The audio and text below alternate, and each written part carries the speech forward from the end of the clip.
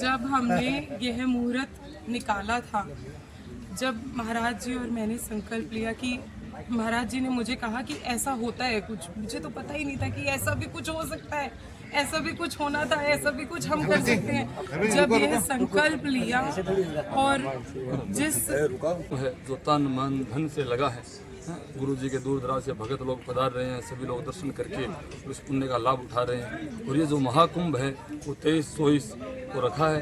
23-24 को जो रस बरसेगा उसका आनंद लेने के लिए मैं सभी भक्तों से आह्वान करता हूँ कि जरूर पधारें उस 22, 23, 24 तारीख को। क्या लोगे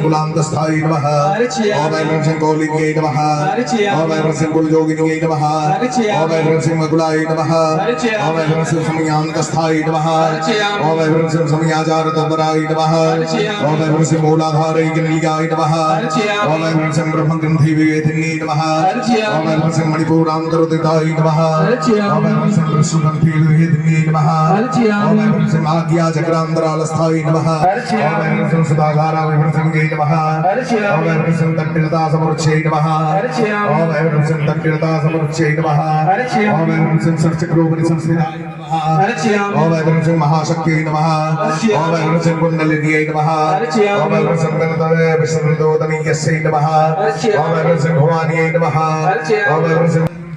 आप कितने दिनों से ये गार नीप रहे हैं यहाँ पे? तो नहीं, हाथ दिन हुआ। हाथ दिन हुआ। आज हाथ दिन हुआ। इतना गोबर कहाँ से लाया आपने? गोबर लाया गौशाला में लाया।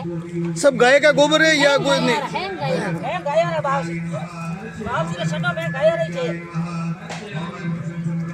आप कहाँ से आए?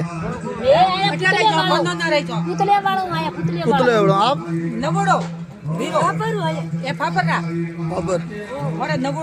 और आप?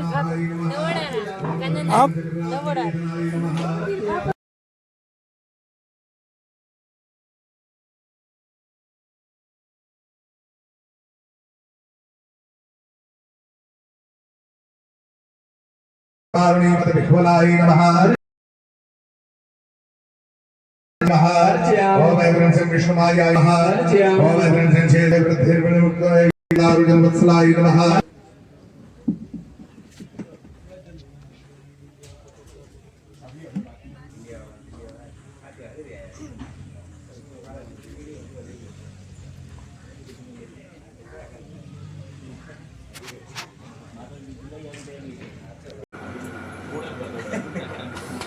और भी पूज्य संत पधार रहे हैं, है ना। आप सभी को खूब खूब शुभकामनाएं। अपना अपना दायित्व निभाना।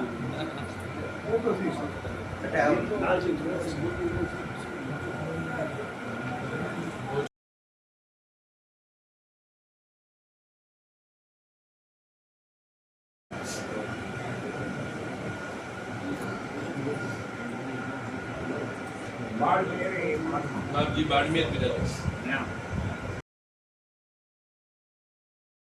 सभी आज पधारे इस पवित्र प्रांगण में। सर्वप्रथम तो आप सबका स्वागत, अभिनंदन। आपने प्रश्न पूछा कैसे तैयारी, कैसे संकल्प बना, कैसे हुआ। ये देव कार्य समुद्य था, माँ स्वयं कर रही है। मैं तो अपने आप को निमित्त मात्र भी नहीं मानता हूं, क्योंकि चैत्र मास की षष्ठी 2025 में जब इस यज्ञ का शुभारंभ हुआ तो उस समय 1600 देव कन्याओं द्वारा इस यज्ञ का शुभारंभ हुआ। चैत्र मास की षष्ठी थी, रोहिणी नक्षत्र था।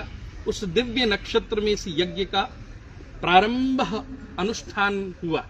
उस प्रारंभिक वेला में 4 पद्धति से ये यज्ञ वर्ष पर्यंत चलने का संकल्प लिया गया, जिसके आचार्य स्वयं यहाँ विराजे हैं।